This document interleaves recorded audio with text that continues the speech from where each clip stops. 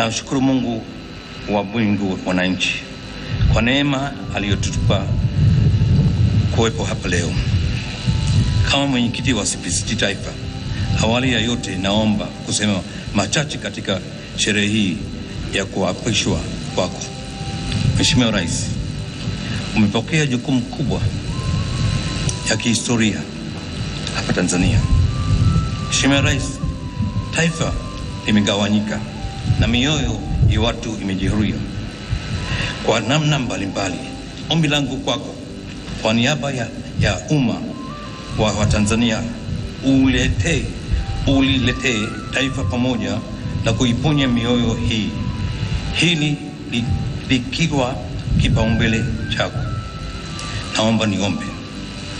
Mungu Baba, tazama tuko hapa sisi wa Tanzania, tumeumbwa kwa mfano wako. Tazama Baba, hakuna mwanadamu ambaye ni mwenye haki.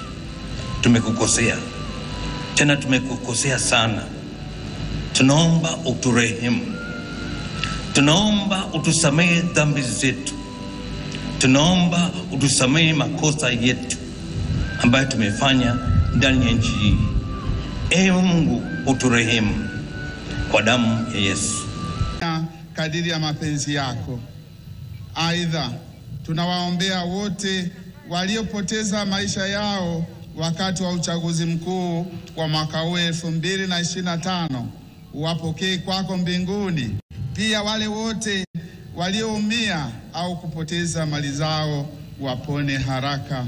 Tunaomba hayo kwa njia ya Kristo Bwana wetu na Maria Mtakatifu, uliyekingiwa dhambi ya asili, mlinzi wa taifa letu la Tanzania, utuombee.